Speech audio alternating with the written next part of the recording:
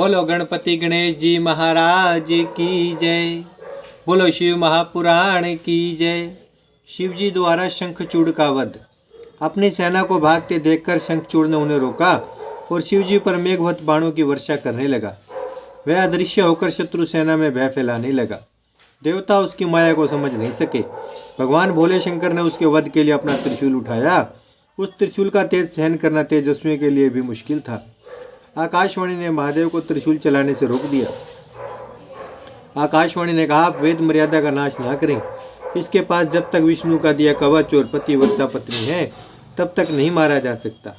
तब शिवजी ने त्रिशूल को रोक लिया। इसके बाद शिवजी ने विष्णु जी का स्मरण किया। विष्णु जी वहाँ आए। विष्णु जी ने वृद्ध ब्राह्मण का वेश बनाकर शंखचूड़ के पास जाकर उनसे भिक्षा में कवच मांगा। शंखचूड़ ने अपना कवच उन्हें भिक्षा में दे दिया। इससे विष्णु जी शंखचूड़ का वेश धारण कर उसकी पत्नी तुलसी के पास गए और तुलसी के साथ रमण करने लगे। समय मिलते ही शिवजी ने विजय नामक शूल शंखचूड़ पर चलाया। इससे उसका संहार हो गया। आकाश में धुंध भी बजने लगी। देवता फूलों की वर्षा करने लगे। शंखचूड़ भी शाप मुक्त हो गया। उसकी अस्थियों से एक प्रकार के शंख की जाति पैदा हुई। तुलसी श्राप वर्णन। भगवान श्री हरि ने देवताओं के कार्य हेतु ब्राह्मण का रूप रखकर शंखचूड़ से कवच मांगा और फिर शंखचूड़ का रूप धारण कर उसकी पत्नी तुलसी के पास गए। तुलसी ने उन्हें अपना पति समझकर सिंहासन पर बैठाकर चरणामृत लिया और उन्हें पान का बीड़ा देकर युद्ध के समाचार पूछे। तब उन्होंने बताया कि हे प्रिय, ब्रह्मा जी के द्वारा हम दोनों में संधि हो गई है। इस कारण शिव जी चले गए हैं और मैं तुम्हारे पास आ गया हूँ। फिर विष्णु जी तुलसी के साथ रमण करने लगे। भोग के समय तुलसी ने उन्हें दूसरा मनुष्य जानकर श्राप देने को तैयार हो गई।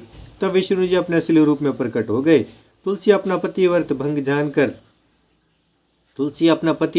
जानकर क्रोध में भरकर उनसे बोली, हे विष्णु जी, तुम में दया नहीं है। तुम्हारा हृदय पाषाण के समान है।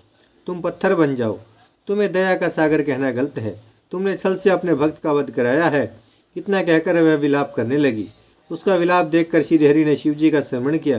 तब वह शिव जी प्रकट होकर तुलसी को संसार की नश्वरता की बात समझाने लगे। उसे उसकी तपस्या का फल प्रदान किया।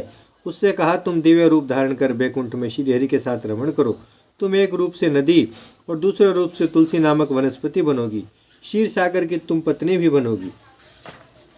इस तरह तुलसी को समझाकर भगवान शंकर ने कहा कि तुम्हारे श्राप से विष्णु भी शिला बनकर तुम्हारे साथ नदी के जल में रहेंगे। उस शिला को अनेक कीड़े काट काट कर चक्र के निशान बना देंगे। तब उसे विष्णु शालिग्राम कहा जाएगा। इस प्रकार तुलसी को समझाकर शिव जी अंतर ध्यान हो गए। तुलसी भी शरीर को त्याग कर दिव्य रूप धारण करके विष्णु जी के साथ बैकुंठ को चली गई। इसके बाद तुलसी गंडक नदी होकर बहने लगी।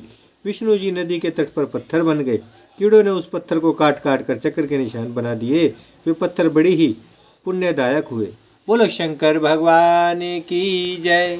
भजमन नारायण नारायण नारायण, श्रीमन नारायण नारायण नारायण, लक्ष्मी नारायण नारायण नारायण, सत्य नारायण नारायण नारायण, भजमन नारायण श्रीमन नारायण, लक्ष्मी नारायण सत्य नारायण, भजमन नारायण नारायण नारायण।